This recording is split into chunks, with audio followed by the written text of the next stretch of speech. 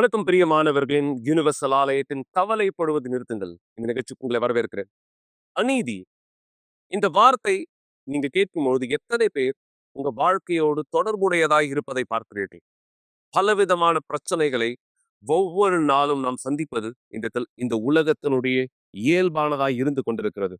என பிரச்சனை இல்லாத வாழ்க்கை இல்லை என்று கூட நான் சொல்லலாம். ஒவ்வொரு நாளும் பலவிதமான பிரச்சனைகளை நாம் இந்த பூமியிலே கடந்து போய் கொண்டிருக்கிறோம். ஆனா இந்த பிரச்சனை ஒரு அநீதியானதா இந்த இடத்தில் இருந்தால், தவறுதலாக நீங்கள் தண்டிக்கப்பட்டிருந்தால், தவறுதலாக நீங்கள் அந்த பிரச்சனைக்கு ஆளாகி இருந்தால், தவறுதலாக நீங்கள் அந்த சுமையை உங்களுடைய வாழ்க்கையில் சுமக்கிற ஒருவராய் இந்த இடத்தில் மாறி இருந்தால், இது எப்படியாக இந்த இடத்துல இருக்கும்? மிக நிச்சயம் இது மிகவும் அதிகமாய் வலிக்கக்கூடியது. நம்முடைய ஆண்டவராகிய இயேசுவுக்கும் இதுதான் நடந்ததுன்னு சொல்லலாம். மிக நிச்சயம் நம்முடைய பாவங்களுக்கு, நம்முடைய தவறுகளுக்கு, நம்முடைய வியாதிகளுக்கு அவர் சிலுவையிலே தன்னுடைய உயிரை மரணமாய்ந்ததில் விலை செலுத்தினார். இயேசு சிலுவையில் அறையப்பட்ட பொழுது அந்த செயலானது இந்த எப்படியான ஒரு செயலா இருந்தது? அநீதி என ஒரு குற்றவாளி இந்த விடுதலையாக்கப்பட்டான். இயேசு அவர் சிலுவையிலே அறையப்பட்டார். இது ஒரு அநீதி, சரியா இல்லைங்க? ஆனா ஆண்டவராக இயேசுடைய இந்த தண்டனையை பரிசீலித்தது யார்? ஆண்டவராக இயேசுடைய இந்த தண்டனையை மாற்றியது யார்? பிதா அவர்தானே. ஆம், பிதாவானவர் அவர் இந்த தீர்மானத்தை, இந்த தண்டனையை இந்த இடத்துல மாற்றினார். ஆண்டவராக இயேசு இந்த இடத்துல உயிர்ப்பிக்கும்படியாக அதிகாரத்திலே அவருக்கு பலனை இந்த இடத்துல கொடுத்தார். எதற்காக இதை நான் பேசிட்டு இருக்கேன்? நீங்க யார் உங்க வாழ்க்கையில தோற்கடிக்கப்பட்டவராய், பிரச்சனைகள், கடினங்களை உங்க வாழ்க்கையில சுமக்கிற ஒருவராய் வாழ்ந்துட்டு இருக்கீங்களோ, ஒரு தீர்மானம், சரியான தீர்மானம் உங்களுடைய வாழ்க்கையை முழுமையானதாய் மாற்ற முடியும். எனவேதான் நீங்கள் உங்களை தயார்படுத்த நான் விரும்புகிறேன். நீங்க சென்னையை சார்ந்தவரோ, சென்னை சுற்றுப்பகுதியை சார்ந்தவரோ, அல்லது நீங்கள் உலகத்தின் எந்த பகுதியில் இந்த இடத்தில் இருந்தாலும் சரி, யூனிவர்சல் ஆலயம் தேவனுடைய ராஜ்யத்தில் நீங்கள் வரவேற்கப்படுகிறீர்கள். இந்த ஞாயிற்றுக்கிழமை டி டே, தீர்மானத்தினுடைய நாள். உங்களுடைய வாழ்க்கையை மாற்றிக்கொள்ள நீங்கள் எடுக்க போகிற அந்த ஒரு தீர்மானம், எது உங்களுடைய தண்டனையா இருக்கிறது, எது உங்களுடைய வாழ்க்கையினுடைய பிரச்சனையா, எது உங்களுடைய வாழ்க்கையில நீங்க கடந்து போகிற அநீதியின் சூழ்நிலையாக இருக்கும், தேவனுக்கு கொண்டு வாருங்கள். தேவன் இந்த வழக்கிலே உங்களுக்கு சரியான நீதியை நிறுத்தம் செய்ய முடியாகும். என தேவன் மாறாத தேவனாயிருக்கிறார். அவர் தன் வல்லமையை உங்களுடைய வாழ்க்கையில் வெளிப்படுத்த இன்றும் தேவனாய் சர்வ வல்லமையானவராய் இருக்கிறார். எனவே நீங்க இதனுடைய இன்னும் அதிகமான விளக்கத்தை தெரிந்து கொள்ள விரும்புகிறீங்க, ஸ்கிரீன்ல பார்க்கிற இந்த உதவி எண்களில் எங்களை தொடர்பு கொள்ளலாம். 9384638738.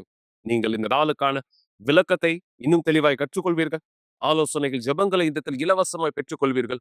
தேவன் மாறாதவராய் இருக்கிறார். இந்த ஒரு தீர்மானத்தில் உங்களுடைய வாழ்க்கையை மாற்றிக்கொள்ளக்கூடிய வழியில் இன்றும் அவர் காட்டுகிறவராய் இருக்கிறார். எனவே தொடர்ந்து இந்த கூட்டத்துக்குள் நாம் போகிறதுக்கு முன்பாக ஒரு சாட்சியை நீங்க பார்க்க நான் விரும்புகிறேன். ஏமாற்றுக்காரராய், தவறுதை செய்யக்கூடிய ஒருவராய், மக்களிடத்திலிருந்து அநீதியாய் இந்த தன்னுடைய வியாபாரங்களை நடத்தி கொண்டிருந்த ஒரு நபர் தேவனோடு தன்னுடைய வாழ்க்கையை இணைத்து கொண்ட பொழுது, தேவனுடைய வழியை தன்னுடைய வாழ்க்கையாய் இந்த மாற்றிக்கொண்ட பொழுது, ஒரு தீர்மானம் இந்த நபருடைய வாழ்க்கையை எப்படியாக மாற்றி இருக்கு. இன்று இந்த நபர் யாராக இருக்கிறார்? ஏமாற்றுக்காரராய் இருந்தா, ஆனால் இந்த நாள் இந்த நபர் யாராக இந்த இருக்கிறார்? நீங்கள் இந்த சாட்சியை பார்ப்பதனுடைய காரணம் என்ன? சாட்சியை பார்த்து தெரிந்து கொள்ளுங்கள். நான் எப்போவுமே பொய் பேசுகிறவனா, நான் பேசுகிற பொய்யில் மற்றவங்களை ஏமாத்துற ஒருவனாக இருந்தேன். எனக்கு ஏதாவது ஒரு சிறிய வாய்ப்பு கிடைச்சாலே எனக்கு சாதகமாக எதெல்லாம் தேவையோ அது எல்லாத்தையும் எடுத்துப்பேன், பயன்படுத்திப்பேன். ஒரு உதாரணத்துக்கு, என்னுடைய கடையில் யாராவது ஒருத்தர் பொருளை வாங்க வராருன்னா, அவருக்கு தேவையில்லாத ஒரு பொருளை கூட நான் அதை ஏதாவது பேசி நான் விற்றுருவேன். இல்லை, என்கிட்ட இருக்கக்கூடிய ஒரு பழைய பொருளை கூட ஏமாற்றி அதிக விலைக்கு நான் விற்றுருவேன். அவங்க என்னை நம்புறதுனால நான் கொடுக்குற பொருளை வாங்கிடுவாங்க. நான் இப்படியே கூட சொல்லுவேன், சரி ஓகே இப்போ போட்டோம், நான் அப்புறம் ஏதாவது ஒரு பொருளை கூட விலை குறைவாக அவங்களுக்கு கொடுக்குறேன். அவங்களும் கூட இதை பார்த்துட்டு எதுவுமே சொல்லலைன்னா நானும் விட்டுடுவேன், சரி அவங்க எதுவும் சொல்லலை அப்படின்னு. இல்லை அந்த பொய்யை, இல்லை அந்த போலியான செஞ்ச அந்த விற்பனை யாராவது கண்டுபிடிச்சிட்டாங்க அப்படின்னா, நான் எப்போவுமே யாராவது ஒருத்தர் மேலே பழி போட்டுருவேன். அதுலேருந்து எப்படியாவது வெளியே வர முயற்சிப்பேன். இல்லை, என் கூட வேலை செய்கிற ஒருத்தர் இவர் அந்த பண்ண தப்பு, இல்லை இவர் ஏன் சரியாக வேலை செய்ய மாட்டுறாரு, ஏன் இந்த மாதிரி பண்ணுறாரு அப்படின்ற ஏதாவது ஒரு வார்த்தையை கொண்டு வந்து அந்த பழியை வேறு யாராவது ஒருத்தர் மேலே போடுவேன். எப்போவுமே வழக்கமாக இந்த மாதிரியான செயலை நான் செய்வேன். இல்லை, யாராவது ஒருத்தர் என் கடையில் ஏதாவது ஒரு பொருளை ரிப்பேர் செய்ய வராருனா, இல்லை சரி செய்ய வராருனா, அந்த பொருளுக்கான விலை இவ்வளோதான் இருக்கும், ஆனால் நான் அதை அதிகமாகத்தே சொல்லுவேன். ஒருவேளை அவங்க அந்த பொருளை கொடுத்துட்டு இந்த நேரத்துக்குள்ளே எனக்கு வேணும்னு சொன்னாங்கன்னா, அந்த நேரத்தில் நான் எப்போதும் அந்த பொருளை அவங்களுக்கு தந்தது கிடையாது. ஒருவேளை நான் தரேன், இந்த நேரத்தில் தருவேன் அப்படின்னு சொல்லி வாக்கு கொடுத்து, நான் அந்த பொருளை முடிஞ்ச வரைக்கும் ரொம்ப காலம் எடுத்துக்கொண்டு அதை சரி செய்கிற மாதிரி செஞ்சு, ஏன்னா எனக்கு வர எந்த வாய்ப்பையும் நான் இழக்க விரும்பல. இப்படி தான் செய்வேன். இப்படி தான் பிற்பாடு தான் நான் கொடுப்பேன் அவங்களுடைய பொருளை. சொல்கிற வார்த்தைகளை காப்பாற்றாத ஒருவனாக இருந்தேன். என் வார்த்தையில் எனக்கே அந்த நம்பிக்கை இல்லை. நான் அந்த வார்த்தையை சொல்லும்போது நான் தெரியும், நான் இந்த வார்த்தையை என்னால் செய்ய முடியாது, நிறைவேற்ற முடியாது. அதுவும் தெரிஞ்சும் கூட நான் அதை தான் சொல்லுவேன். அப்படி இல்லைனா எனக்கு ஏதாவது ஒரு பொருள் தேவை. எனக்கு தெரியும் நான் அந்த கடையில் போய் என்னால் அதை வாங்குகிற நிலைமையில், ஆனாலும் போய் அந்த கடைக்கு அந்த கடையில் பேரம் பேசுகிற மாதிரி பேசி பொருளினுடைய ரேட்டை கம்மி பண்ணிவிட்டு, நான் இது கொடுப்பேன், கண்டிப்பாக திருப்பி கொடுத்துருவேன் அப்படின்னு சொல்லி நான் அந்த பொருளை வாங்கிட்டு வருவேன். இப்படி தான் நான் பண்ணுவேன். இப்படி தான் நான் இருந்தேன். ஆனால் என்னுடைய வாழ்க்கையிலையும் மிக மோசமான ஒரு தருணம் ஏற்பட்டது. மிக மோசமான ஒரு சூழ்நிலை. என்னுடைய குடும்பத்தினுடைய நிலைமை ரொம்ப மோசமடைஞ்சது. என்னுடைய வீட்டில், என்னுடைய ஃப்ரிட்ஜில் பார்த்தீங்கன்னா, நிலைமை ரொம்ப மோசமானதுனால வீட்டில் தண்ணி கூட இல்லை. ஃப்ரிட்ஜில் தண்ணி கூட இல்லை. எல்லாமே காலியாக இருக்கும். இதே வருஷம் கணக்காக போச்சு. நிலைமை ரொம்ப மோசமடைஞ்சது. எதுவுமே சரியா இல்லை. எதுவுமே சரியா நடக்கலை. என்னுடைய வாகனம் கூட உடைஞ்சிருந்தது பல மாதங்களா. அதை கூட என்னால் சரி செய்ய முடியாத நிலைமை. சொல்லப்போனால் என்னுடைய வாழ்க்கையே கூட முன்னோக்கி போகல. என் வாழ்க்கையே கூட முன்னோக்கி போகல. திருமண வாழ்க்கை ரொம்ப மோசமாக இருந்துச்சு. பிரிவினைகள், நிறைய சண்டைகள், கோபமான கெட்ட வார்த்தைகள், இது எல்லாத்துக்கும் மேலே கடன் ரொம்ப அதிகமாக இருந்துச்சு. நான் யார்கிட்டலாம் கடன் வாங்கினனோ அவங்க எல்லோரும் என் வீட்டு வாசல் வந்து முன்னாடி நிற்பாங்க. அவங்க எல்லார்கிட்டேயும் மறைஞ்சு மறைஞ்சு போகிறது, ஓட்டுறது, இதுவே என்னுடைய வாழ்க்கை. ஏன்னா என்னால் வாங்கின அவங்கக்கிட்ட திருப்பி பணத்தை செலுத்த முடியாத ஒரு நிலைமை. இந்த நிலைமையை விட ரொம்ப மோசமான ஒரு சூழ்நிலைனா, எனக்கு வேலையே இல்லாத ஒரு நேரம். வேலையே கிடைக்கல, வேலையே என்னால் செய்ய முடியல. அந்த நேரம் தான் யூனிவர்சல் சர்ச்சுடைய ப்ரோக்ராமை நான் பார்க்க ஆரம்பித்தேன். சர்ச்சுடைய ப்ரோக்ராமை பார்க்க ஆரம்பித்தேன். எனக்கு பிடிக்கலனாலும் கூட, எனக்கு அதை பற்றிய நோக்கம் இல்லைனாலும் கூட, நான் அந்த சாட்சியெல்லாம் பார்க்க ஆரம்பித்தேன். ப்ரோக்ராமில் போடுற சாட்சியெல்லாம், அதில் பேசுகிற பிஷப்புடைய வார்த்தையெல்லாம் எனக்குள்ளே இறங்கிட்டு இருந்தது. கொஞ்சம் கொஞ்சமாக கொஞ்சம் கொஞ்சமாக அந்த வார்த்தை எனக்குள்ளே இறங்க ஆரம்பிச்சது. ஏன்னா எனக்கு வேலை இல்லை, வேலைக்கும் போகல. டெய்லியும் அந்த வார்த்தையை கேட்க ஆரம்பித்தேன். அது எனக்கு ரொம்ப கஷ்டமான நேரம். ஏன்னா நான் வேலைக்கே போகல. அதனால் எல்லாத்தையும் நான் பார்க்க ஆரம்பித்தேன். எல்லா ப்ரோக்ராமையும். அதாவது திருமண வாழ்க்கைக்கான ப்ரோக்ராம், பண வாழ்க்கைக்கான ப்ரோக்ராம், பரிசுத்த ஆவிக்கான ப்ரோக்ராம், முக்கியமாக எல்லாமே ஒன்றுக்கு அடுத்து ஒன்று நான் கேட்க ஆரம்பித்தேன். உண்மைத்தன்மையாக இருக்கிறவங்களுடைய சாட்சியை பார்த்தேன். சாட்சியை கேட்கும்போது எனக்குள்ள இந்த ஆர்வம் அதிகமாகச்சு. நான் இன்னும் இதை பற்றி அதிகமாக தெரிஞ்சுக்கொள்ள ஆசைப்பட்டேன். ஏன்னா அவங்க சாட்சியை கொடுக்கும்போது அவங்க வாழ்க்கை அப்படியே ஏன் கதை போலவே இருக்கும். இதை பற்றி கேட்க கேட்க எனக்குள்ள ஆர்வம் அதிகமாச்சு. ஒரு நாள் பிஷப் எங்கே கூட்டம் எடுக்க போகிறாரு அப்படின்னு எனக்கு தெரிய வந்த விஷயம். அதை கேட்ட உடனே நான் உடனே அங்கே கலந்து கொள்ள எழுந்து போயிட்டேன். கூட்டத்தில் தொடர்ந்து கலந்து கொள்ளும் போது தான் நீதிமானா வாழ்வது எப்படி, நீதிமானா நடந்து கொள்வது எந்த அளவுக்கு முக்கியம் அப்படின்னு நான் கற்றுக்கொண்டேன். வெறும் தேவனோட நீதியாக இருப்பது மட்டும் கிடையாது, எனக்கு அருகாமையில் இருக்கிறவங்களோட நான் நீதியாக நடந்து கொள்ளணும். இது எல்லாமே அங்கே கேட்ட வார்த்தை என்னுடைய நிஜத்தை உண்மையாக வெளிக்கொண்டு வந்து காமிச்சது. இதுக்கப்புறமா தான் நான் செய்கிற எல்லாத்துலேயும் என்னுடைய சிறந்ததை செய்ய ஆரம்பித்தேன். என்னுடைய சிறந்ததை கொடுக்க ஆரம்பித்தேன். என்னுடைய திருமண வாழ்க்கையில், என்னுடைய வேலையினுடைய நேரத்தில், நான் ஒரு மன அழுத்தமான ஒரு சூழ்நிலையில் இருக்கும்போது ஏன் இந்த மன அழுத்தம் வருது அப்படின்னு நான் கொஞ்சம் நேரம் நிதானித்து யோசிக்க ஆரம்பித்தேன். நான் ஒரு வேளை செய்கிற செயல் ஏதாவது தப்பு இருக்கா, இல்லை நான் சரியாக தான் செய்கிறேனா, இல்லை நான் தப்பான வழியில் போயிட்டுருக்கேனா அப்படின்னு நான் நின்று யோசித்து என்னுடைய சிறந்ததை செய்ய ஆரம்பித்தேன். இது அப்படியே நான் வேலையிலையும் செஞ்சேன். என்னால் செய்ய முடியாதுன்ற வேலை எனக்குள்ளே வருதா, நான் அதை பொய் சொல்லி எடுத்துக்க மாட்டேன். என்னால் முடியாதுன்னு அது முடியாதுன்னு சொல்லி நான் அதை விட்டுடுவேன். நான் அது இழந்தாலும் பரவாயில்லன்னு விட்டுருவேன். ஏன்னா எனக்குள்ளே நடந்த மாற்றம் வெறும் ஒரு பகுதியில் மட்டும் கிடையாது. எனக்கு நடந்த மாற்றம் எல்லாத்தினுடைய மாற்றம். நான் எல்லாத்தையும் புரிந்து கொண்டேன் சரியான விஷயம் எதுன்னு. ஏன்னா என்னுடைய அருகாமையில் இருக்கிறவங்களுக்கு நான் எதெல்லாம் செய்கிறனோ அது எல்லாமே என்னுடைய தேவனுக்கு நான் செய்கிற மாதிரி தான். அவங்களுக்கு என்ன செய்கிறனோ அதுதான் நான் என் தேவனுக்கு செய்கிறேன். நான் அப்போது எல்லாத்துலேயும் என் தேவனுக்கு சிறந்ததை செய்ய ஆரம்பித்தேன், கொடுக்க ஆரம்பித்தேன். தேவனுக்கு நன்றி, இன்றைக்கு என் வாழ்க்கை மாறி இருக்குது, என் குடும்பம் மாறி இருக்குது, என் திருமண வாழ்க்கை, எனக்கு ஒரு புதிய கார் கூட இன்றைக்கி இருக்குது. ரொம்ப நல்ல கார். நான் எங்கெல்லாம் பிரயாணம் செய்யணும்னு நினைக்கிறேனோ அங்கே எல்லாத்துலேயும் நான் பிரயாணம் செய்ய முடியும். முன்னாடி நான் இருந்த இடம் ஒரு வாடகை உள்ள இடம். ஆனால் இன்றைக்கி நான் ஒரு சரியான ஒரு இடத்துல ஒரு அப்பார்ட்மெண்ட்டை வாங்கியிருக்கேன். எல்லாத்துக்கும் தேவனுக்கு நன்றி. அந்த நிலைமையை தேவன் எனக்கு கொடுத்துருக்காரு. இன்றைக்கி என்கிட்ட இருக்கிறதுலே மிக முக்கியமான ஒன்றுனா பரிசுத்த ஆவி. அவர் தான் என்னை வழி நடத்துகிறார்.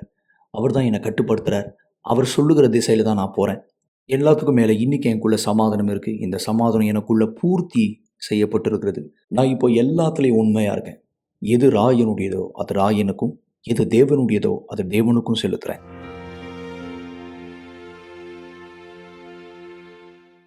மிக நிச்சயம் இந்த நாள், இந்த நபர் தேவனுடைய ராஜ்யத்துக்குரியவராய் தன் வாழ்க்கையானதை இந்த இடத்துல வாழ்ந்து கொண்டிருக்கிறார். இது எவ்வளவு அற்புதமானதுன்றது பாருங்க. ஒரு நாள் நரகத்திலே அழுக்கான வாழ்க்கையில் அவமானத்தில் இருந்த ஒருவர் தேவனுடையவராய், தேவனுடைய ராஜ்யத்துக்குரியவராய் இன்று தன்னுடைய வாழ்க்கை வாழ்வது எவ்வளவு சிறந்தது. ஒருவேளை நீங்க உடைந்து போனவராய் இருக்கலாம். பல சூழ்நிலைகளாலே கவலையை சுமந்து கொண்டிருக்கிறவராய் இருக்கலாம். உங்களுடைய வாழ்க்கை மாற்றப்பட முடியும். ஆம், தேவன் உங்களுடைய வாழ்க்கையை மாற்ற வல்லமையான தேவனாய் இந்த இடத்துல இருக்கிறார். நீங்கள் அவருக்கு அனுமதியானதை இந்த இடத்துல கொடுத்தா, பாஸ்டர், என்னுடைய வாழ்க்கையில இப்படியான பதில்களை நான் பெற்றுக்கொள்ள முடியுமா? முடியும். இது சாத்தியம். தேவன் மாறாதவராய் இருக்கிறாரே. தேவன் அவர் தன் வல்லமையானதை உங்களுடைய வாழ்க்கையில் இந்த இடத்தில் வெளிப்படுத்துகிற தேவனாய் இந்த இடத்துல இருக்கிறார். நீங்கள் அவருக்கு அனுமதி கொடுத்தா, நீங்கள் அவர் உங்களுடைய வாழ்க்கைக்குள்ளாக நுழைந்து இந்த வித்தியாசத்தை ஏற்படுத்த வாய்ப்பை தருவீர்களே, ஆனால் தேவன் உங்களுக்கு உதவி செய்ய தயாரா இருக்கிறார். என நீங்க இந்த தீர்மானத்தை எடுக்கக்கூடிய ஒரு விருப்பத்தை தேவன் உங்களுக்குள்ளாய் பார்த்தால் போதும். ஒரு தீர்மானம் என் வாழ்க்கையை மாற்ற முடியுமா? அதற்கான இன்னொரு ஆதாரத்தை நான் உங்களுக்கு முன்பாக வைக்க விரும்புகிறேன். இந்த நபருடைய வாழ்க்கையின் மாற்றத்தை நீங்கள் பார்ப்பதன் மூலமா எப்படியான ஒருவராய் இருந்தார், ஆனால் இன்று யாராய் தன்னுடைய வாழ்க்கையை வாழ்ந்து கொண்டிருக்கிறார். இந்த விசுவாசத்தில் இவர் எடுத்த ஒரு தீர்மானம் எப்படியான பதிலை இவருக்கு கொண்டு வந்தது. இந்த சாட்சியை பாருங்க. சாட்சிக்கு பிற்பாடு மீண்டும் நாம் இந்த இடத்துல இணைவோம். தேவன் உங்களுக்கும் அதே பலனை கொடுக்கும்படியான ஜெபத்தை உங்களுக்காக நான் செய்ய, நீங்க இந்த இடத்துல வீட்டுல ஒரு கிளாஸ் தண்ணீரை தயார்படுத்துங்க. நீங்கள் உங்களுடைய குடும்பத்தார் வரவேற்கப்படுகிறீர்கள். இந்த சாட்சி பிற்பாடு இந்த ஜெபத்திலே இணையும்படியாக. எல்லாருக்கும் வணக்கம். என் பேரு ரோஜேஷ். நான் சரியா இந்த யூனிவர்சல் ஆலயத்துக்கு வரதுக்கு முன்னாடி என்னுடைய வாழ்க்கையில ரொம்பவும் அழிக்கப்பட்ட ஒரு நிலைமையை தான் இருந்துச்சு. சொல்லப்போனா நான் 10வது வந்து ஃபெயிலான ஒரு நபரா இருந்தேன். இதனால என்னுடைய ஃபேமிலியில என் அப்பா, என்னுடைய அம்மா இருக்கட்டும், இவங்க வந்து என்ன வந்து ஒரு மரியாதை கொடுக்காத ஒரு நபரா இருந்தாங்க. என்னை ரொம்ப கஷ்டப்படுத்தக்கூடியவங்க. ஒரு பிரச்சனையில என் அம்மா என்கிட்ட இந்த வார்த்தையை கூட சொல்லியிருந்தாங்க. "நீ உயிரோடு இருக்கிறது இறந்தாலே நல்லா இருக்கான்னு" சொல்லிட்டு. ஏன்னா, நான் 10வது ஃபெயிலான ஒரு காரணத்தினால எனக்கு வந்து நண்பர்களுடைய சகவாசமானது இல்ல. அதனால வந்து யாருக்குன்னா ஃபெயிலான பசங்க, என்னோட பெரிய பசங்க அவங்க கூட போய் நான் சுத்த ஆரம்பிச்சிருந்தேன். அவங்க கிட்ட இருந்து ஒரு தவறான பழக்கம் கத்துருந்தேன். குடிக்க ஆரம்பிச்சேன், சிகரெட் குடிச்சேன், நான் வந்து பாக்கு போட்டேன், என் கஞ்சா கூட அடிச்சிருக்கேன், ஆபாச படம் நான் பார்க்கக்கூடிய நபர். இத்தனையும் இது எல்லாமே நான் 16 வயசுல செய்ய ஆரம்பிச்சேன். இதனால என் வீட்டுக்குள்ள என்ன வந்து ஒரு மரியாதை இல்லாத ஒரு நபரா இருந்தேன். என் குடும்பத்தின் மத்தியில எல்லா நேரமும் நான் வந்து புறக்கணிக்கப்பட்டேன். நான் என்ன பண்ணேன், இன்னும் அதிகம் இந்த தவற நான் செய்ய ஆரம்பிச்சேன்.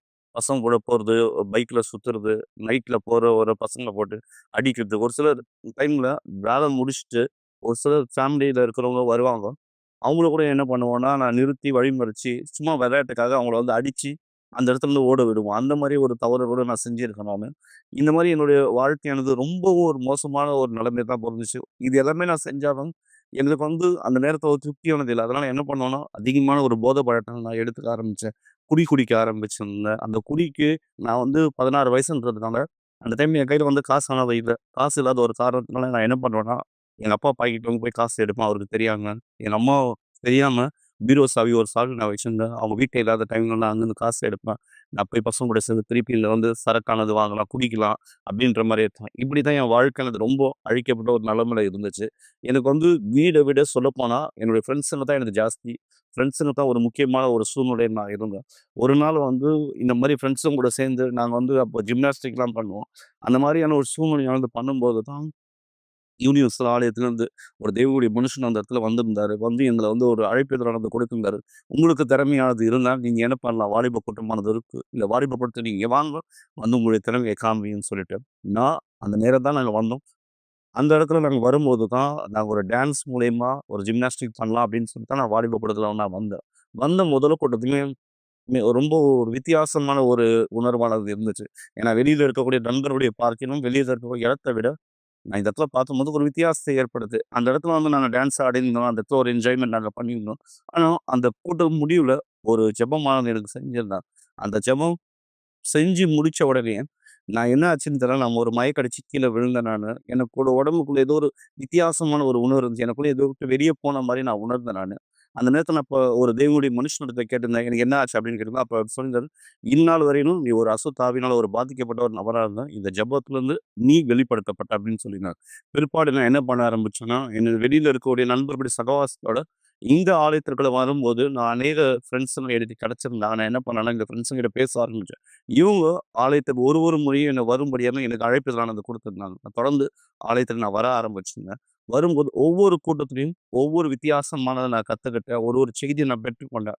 இந்த பிரச்சனையானது எனக்கு சீக்கிரமா முடியல. நான் ஆலயத்திற்குள்ளாக வந்தாலும் புதன்கிழமையானது வந்திருந்தேன், வெள்ளிக்கிழமையானது வந்திருந்தேன். என்னுடைய விடுதலைக்கான கூட்டத்தில கலந்து ஞாயிற்றுக்கிழமை வரலாம். ஆனா என்னுடைய பழைய ஃப்ரெண்ட்ஸ் என்ன இன்னும் விடல. நான் சர்ச்சுக்கு போறத சொல்லி என்ன கிண்டல் பண்ண ஆரம்பிச்சிருந்தாங்க. ஒரு சில நேரத்தில எனக்கு ஃபோன் பண்ணி என்ன அவமானப்படுத்துனாங்க. "என்ன சர்ச்சுக்கு போய் என்ன பாஸ்டர் ஆகப் போறியா?" அப்படின்ற மாரி ஒரு வார்த்தையானது கூட கேட்டிருந்தாங்க.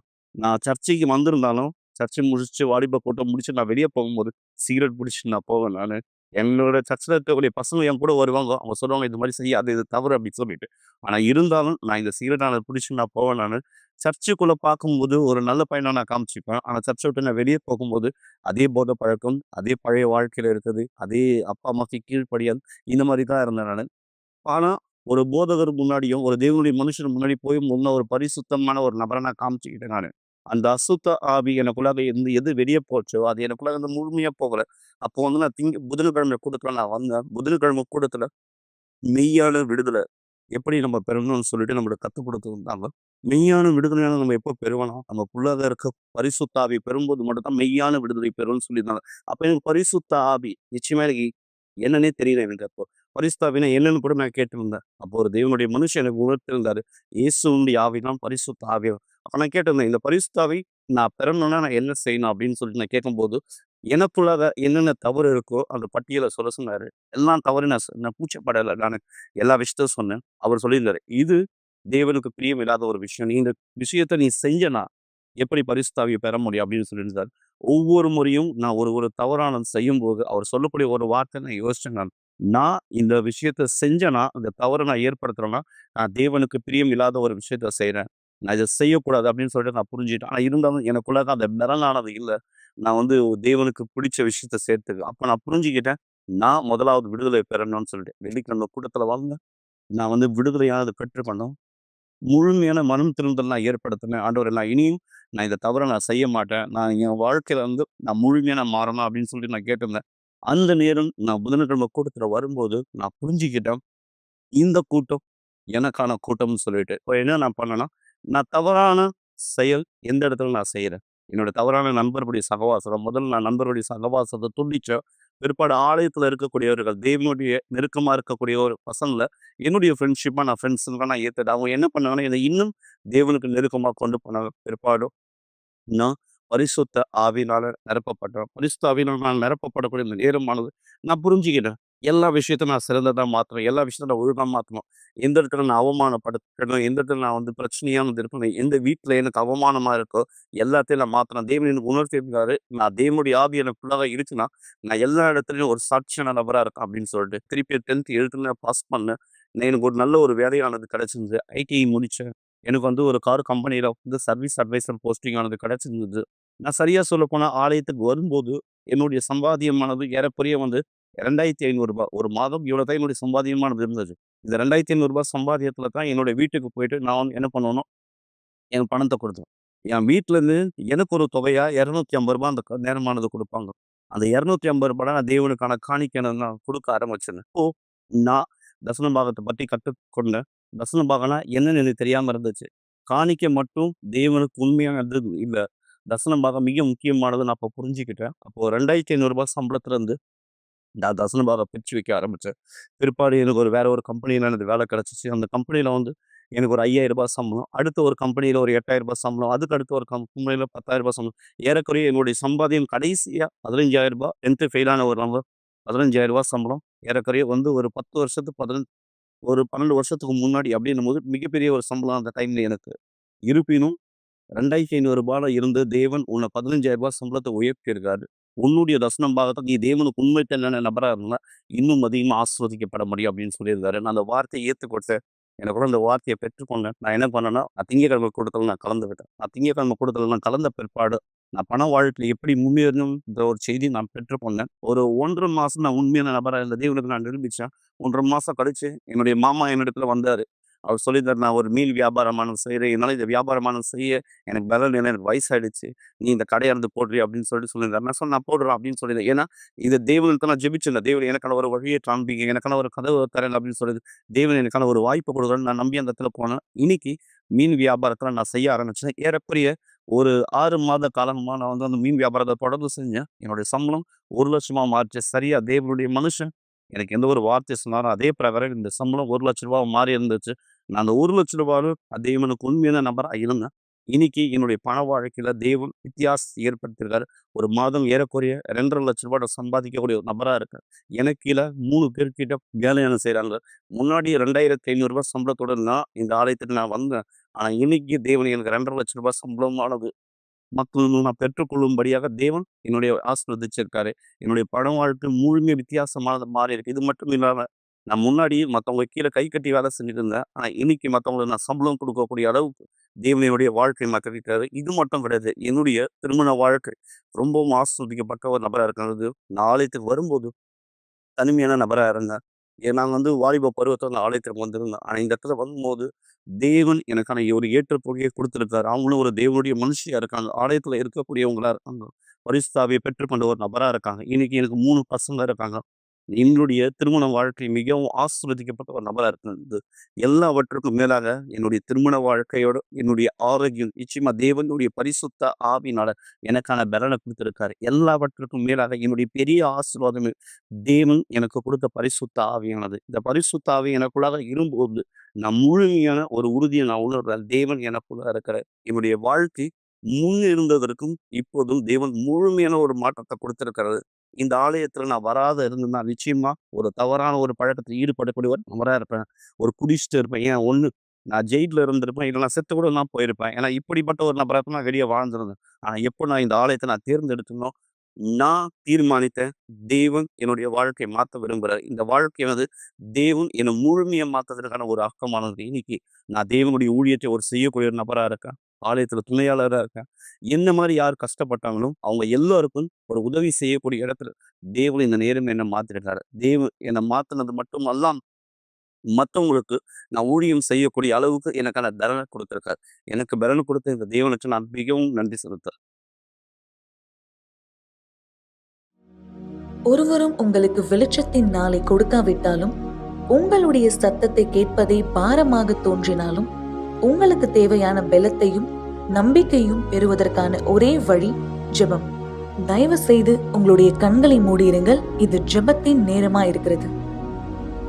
எங்கள் ஆண்டவராகிய இயேசுவின் என் தேவாவியானவரே, இதோ இந்த சாட்சிகளில் இந்த மக்கள் ஒரு நாள் தீயவராய் தவறான வழிகளில் வாழ்க்கை வாழ்கிறவராய் இருந்தார்கள். ஆனால் ஒரு தீர்மானம் இவர்களுடைய வாழ்க்கையை இன்று இந்த எல்லா மக்களுக்கு முன்பாக சாட்சியாய் எங்கள் மாற்றிருக்கிறது.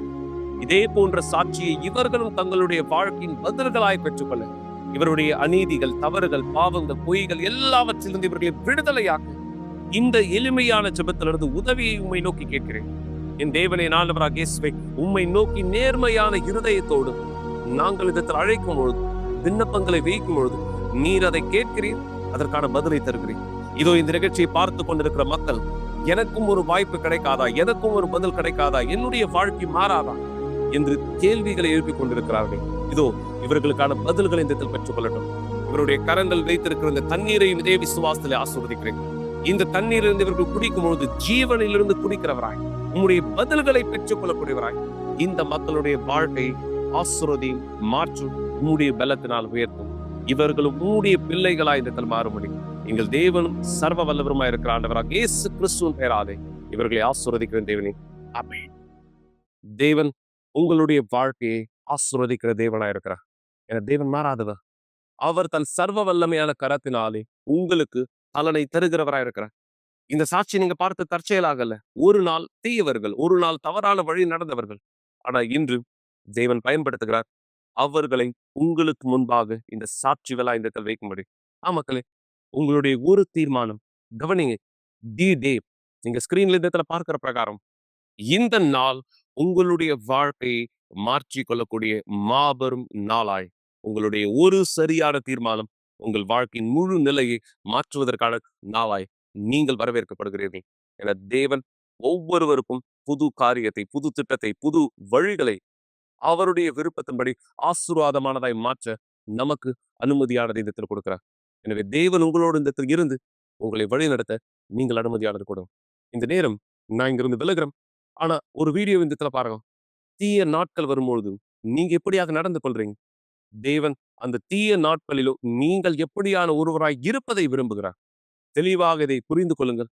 தேவன் உங்களுக்கு உதவி செய்வார். மறக்காதீர்கள், நாளை நம்முடைய ஆலயத்திலே உங்களுடைய திருமணங்கள் அன்பின் வாழ்க்கைக்கான சிறப்பான கூட்டத்திலே இணைய உங்களை வரவேற்கிறேன். தேவன் உங்களோடு இருப்பார். சென்று வாருங்கள் மக்களே. தீங்கு நாட்களை நீங்கள் எவ்வாறு சகிப்பீர்கள்?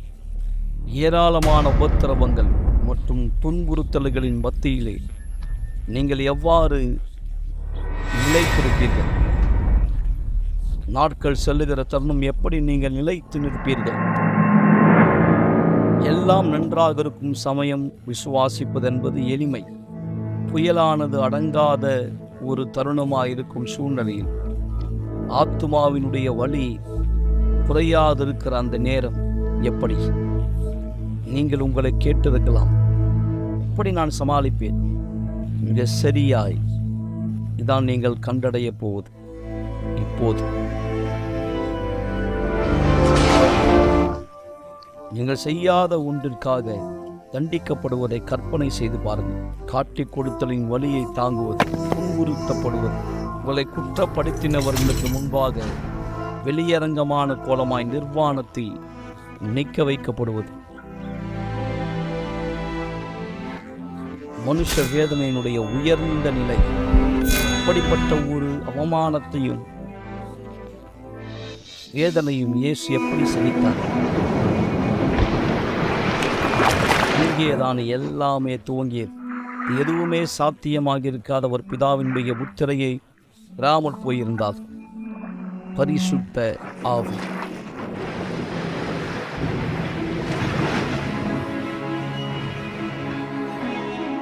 இதோ நான் ஆதரிக்கிற என் தாசன், நான் தெரிந்து கொண்டவரும் என் ஆத்துமாவுக்கு பிரியமானவரும் இவரை. என் ஆவியை அவர் மேல் அமர பண்ணுவேன். அவர் புறஜாதிகளுக்கு நியாயத்தை வெளிப்படுத்துவார். இந்த ஒரு அங்கீகரிக்கப்பட்ட ஊழியக்காரனாக மாற ஆண்டவராக இயேசு அபிஷேகிக்கப்பட வேண்டியிருந்தது. பரிசுத்த ஆவியினால் பலப்படுத்தப்பட வேண்டியிருந்தது.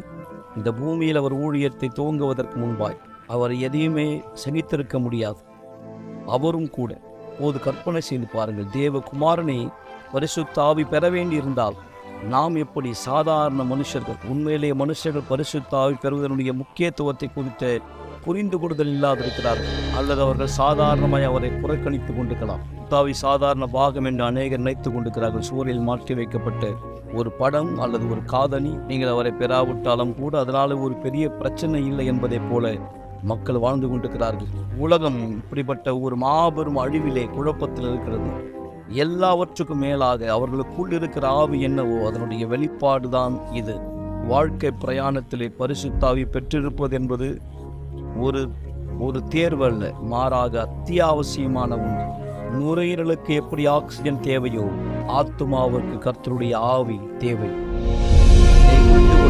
உலகத்தை ஜெயிக்க இதுதான் உங்களிடத்திலே குறையாக இருக்கிறது. கடினமான தருணங்கள் வரும். அப்போது மக்கள் உங்களுக்கு தங்கள் முதுகை காண்பிப்பார்கள். அந்த தருணத்தை நீங்கள் பார்ப்பீர்கள், நீங்கள் தனிமையிலே இல்லை என்பதை. இந்த போராட்டங்கள் எல்லாம் உங்களை வெறும் பலமாக்கியது என்பதை காண்பீர்கள். பரிசுத்த ஆவியினாலே நீங்கள் அதிக அற்புதமான சக்தியை பெற்றுக்கொள்வீர்கள். அவரை பெற்றவர்கள் யாரோ அவர்கள் உண்மையிலே பலப்படுத்தப்பட்டிருப்பார்கள். இவர்தான் பரிசுத்த ஆவியானவர். பெந்தெகோஸ்தே நாளன்று பயம் மிகுந்த கோழைத்தனமான சீஷர்களை துணிச்சலான பயமில்லாத அப்போஸ்தலர்களாக மாற்றினார். இவர்கள் என்னுடைய வார்த்தைக்காக தாங்கள் கொண்டிருந்த அன்பிற்காக தங்கள் வாழ்க்கையை பணைய வைக்கவும் தயாராக இருந்தார்கள். மைதானத்திலே சிங்கங்கள், பசியுள்ள சிங்கங்களுக்கு முன்பாக நிற்கும் போதும் கிறிஸ்தவர்கள் தங்கள் விசுவாசத்தை மறுதளிக்கவில்லை, அல்லது உயிரோடு எரிக்கப்பட போகிற சூழ்நிலைக்கு முன்பாகவும். காரணம், தங்களுக்கு முன்பாய் காத்திருந்த மகிமையை குறித்து அவர்கள் அறிந்திருந்தார்கள். இவர்தான் பரிசுத்த ஆவி உங்களுக்குள் வாசம் செய்ய விரும்புகிறார். உங்களை இந்த பூமியில் அவருக்கு சாட்சியாய் மாற்றி மத்தியிலே நிலைத்து நிற்கக்கூடிய சக்தியை உங்களுக்கு தரும்படி, மேலும் சொல்லப்பட்ட எல்லாம் முடிந்த பிற்பாடு உங்கள் சொந்த ஆத்மாவின் ரட்சிப்பை உறுதிப்படுத்தி கொள்ளும்படியும் நிலையை நீங்கள் அடைய முடியும். பரிசுத்த ஆவிதான் எவரையும் விட எதையும் விட இவ்வுலகத்தில் உங்களுக்கு முக்கியமானது என்பதை நீங்கள் உணரும் பொழுது அவர்தான் மிகப்பெரிய விசேஷமான ஒன்று. மற்ற எல்லா ஆசீர்வாதங்களை பார்க்கிறேன். மீதி உள்ளது வெறும் மீதம் மட்டுமே.